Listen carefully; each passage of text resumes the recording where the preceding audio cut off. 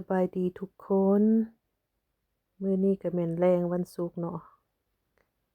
ฝนตกเมิดมื้อก็เลยได้มีเวลาเฮ็ดย่อหรือบางคนก็เอิ้นว่าแหนมเนาะแต่เฮาฮ้องกะยอซะง่ายกว่าเฮาเฮ็ดกะยอหมูตัวนี้นะเดี๋ยวลองไฟลองเบิ่งก่อนเนาะน้ำมันสิร้อนดีบ่เฮ็ดผ่านไปได้3-4ก้อนถือว่าโอเคเนาะตั้งไฟร้อนพอดีแล้วก็ลงจืนหม้อนี่มันน้อยเฮาก็เลยบ่ได้ใส่หลายจัก5อันก็พอดีเพื่อกันบ่ให้มันติดกันเฮ็ดก็บ่หลายเนาะมื้อนี้ประมาณโลหนึ่งนี่แหละ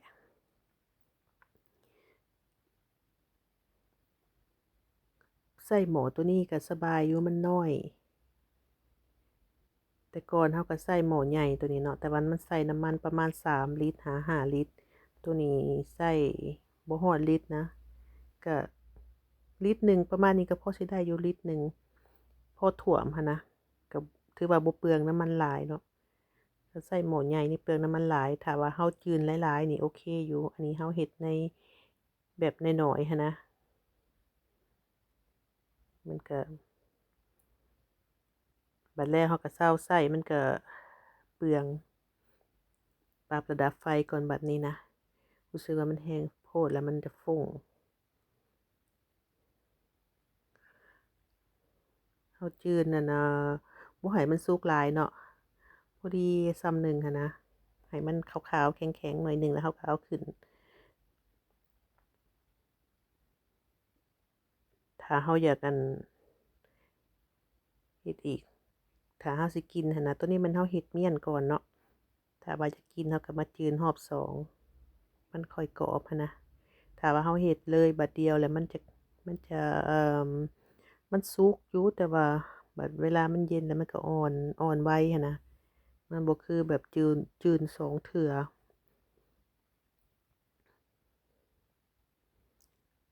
ค่อยๆเฮ็ดไปเทื่อละน้อยเนาะต้องใจเย็นๆได้ห่อย่อนี่ก็ได้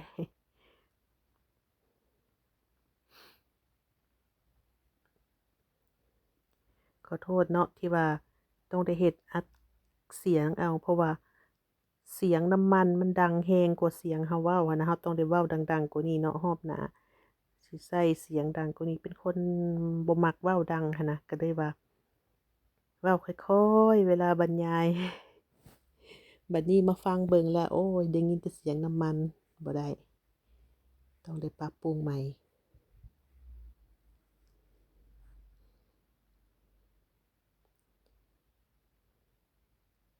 เป็นจังใดพี่น้องหน้าตากะยอของเฮาก็พอใช้ได้อยู่บ่ส่ำนี้นะ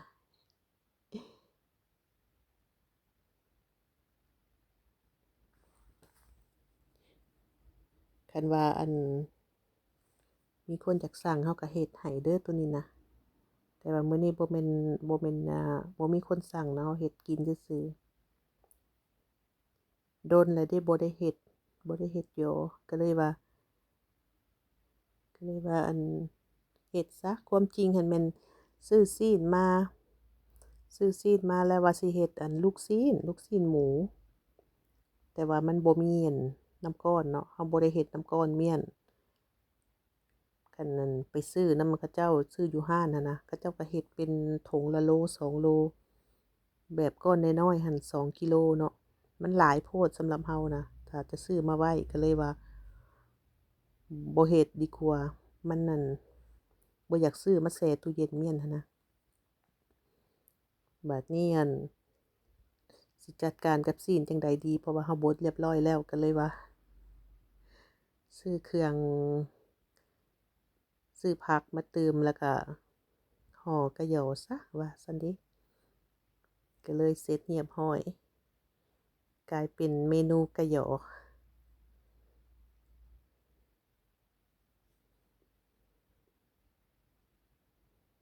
เฮาเฮ็ด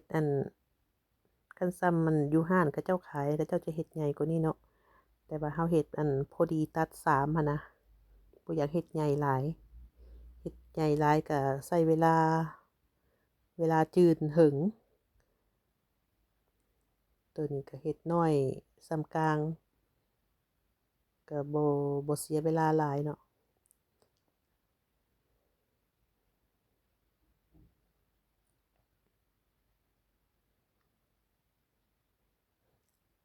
ค่อยเฮ็ดไปเรื่อยๆ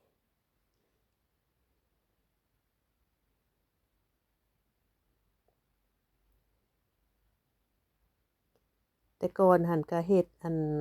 เฮ็ดไก่เด้เฮ็ดยอไก่หั้นนะยอไก่นี่ห่อยากน้อยหนึ่งเพราะว่ามันซีนมันแหลวเนาะแต่ว่าเวลาจืนนี่งามงามกว่าซีนหมูอีกข้อยก็มักอยู่เฮ็ดไก่ก็ดนๆนั่นดนๆได้เฮ็ดเทื่อบางคนก็มักยอไก่บางคนก็มักยอหมูเคยมีคนถามอยู่ว่าเฮ็ดยอกุ้งบ่แบบนี้แหละแต่ว่าเอาซีนกุ้งเฮ็ดนะเขาก็บ่เคยเฮ็ดจักเทื่อเนาะก็บ่ได้รับปากเพราะว่ากุ้งมันก็ราคาแพงแหน่สำหรับหมูและไก่นี่ก็พอใช้ได้นี่หลังจากเฮ็ดแล้วเนาะได้ประมาณ80ก้อนนี่แหละโอเคอยู่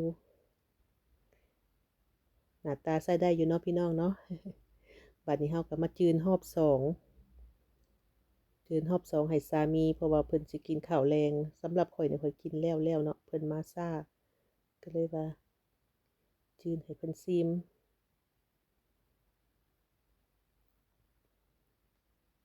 ถ้ามันยังบ่ทันเย็นดีนะมันอยากติดน้อยหนึ่งนี่นะโอเคมาเด้อพี่น้อง